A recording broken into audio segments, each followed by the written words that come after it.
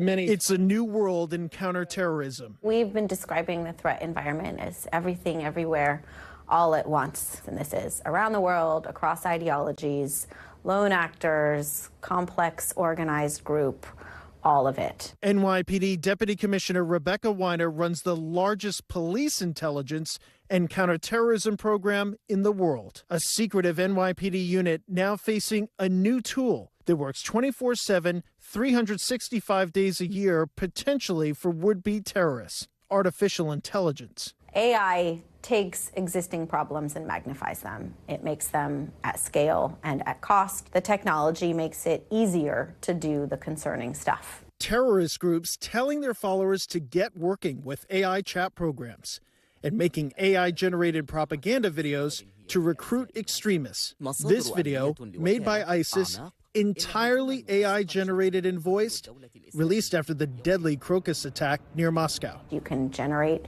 artificial propaganda without any concerns involving your own personal safety. If you can use a video generator to do that work for you, it's much faster. You can do more of it. Weiner says the AI platforms have guardrails to try and keep criminals from using them. I asked several AI chatbots how to build a bomb. They said they wouldn't help me, and when I asked them why, it's because they said they didn't want me to do anything illegal or to hurt anyone. Guardrails the platforms have put in place. Guardrails, by the way, that are continually quite easy to jump. Is your finding that people are breaking through that? Yes, and it's pretty easy to do, depending on how you're asking questions. Weiner says she hopes AI companies will reach out to law enforcement to identify people interacting with chat programs in an effort to carry out attacks, much the same way major retailers report suspicious purchases of bomb-making materials. Another thing worrying authorities: a rise in AI-assisted scams targeting vulnerable people, like the elderly, and fake 911 calls known as swatting, which necessitates police racing to respond. This is against schools, it's against houses of worship. It is easy and it is free to generate hundreds or more of these calls that can be mapped out across the country at the same time. All of them, by the way, still require police response. But Weiner says one of her chief concerns with AI, how easy it is to generate and distribute disinformation.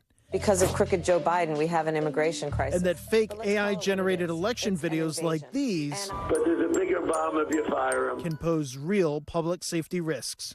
Virality is often emotion-provoking, and there is a big concern around disinformation-fueled political violence, conspiracy theory-driven violence, which we have seen an increase of, including in this city over the last few years. New technology often comes with ethical questions, something Weiner knows well. Her grandfather worked on the Manhattan Project and helped to develop the atomic bomb. His commitment to further national security in a way that certainly has tremendous systemic downsides, the creation of a horrific weapon of war. And many of the scientists thought that they would be ending war for good by creating so much deterrence that no one would dare want to start a war with these kinds of weapons. Would you put AI on the same level as that technology? Well, people who are far smarter than I am have likened the advent of, proliferated AI to the advent of the nuclear era. Obviously, very different. We are certainly at an inflection point. I think it's going to change all aspects of society, which, of course, includes threats. While Weiner still believes that one day AI could yield benefits for law enforcement, she says for now, the bad guys might have a bit of an upper hand. Do you think you're behind the curve when it comes to AI and the threat that it poses to your field?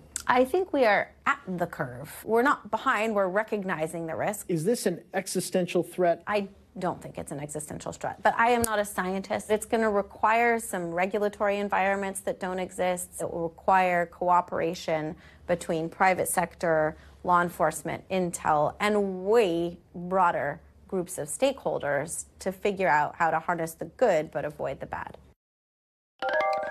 And Tom Winter joins me now. Tom, did you get a sense of how the NYPD is actually using AI to help catch criminals? Right. So Commissioner Weiner told us that currently the NYPD does not have an AI program. They don't have an AI system. I asked her, is there a secret rack room somewhere with lights flashing and computers whirring and basically using this in their intelligence efforts? She says not at this point. But one area where they could see the NYPD using AI in the future, she says they get all this information, Tom, and they develop all this information in these cases and think about what it could do for an investigator, for a detective, somebody on the Joint Terrorism Task Force, to be able to cut that workload down, to have AI basically synthesize all this information and really allow those analysts and detectives to investigate a specific crime or a specific individual who might be carrying out an attack. Another area where it could be potentially helpful long term is determining what is AI and what is, in fact, real original material. They're using a lot of the same methods we are, which is basically your own common sense, your own 2 eyeballs and 2 ears to try to be able to determine what is real or what could be generated by a machine.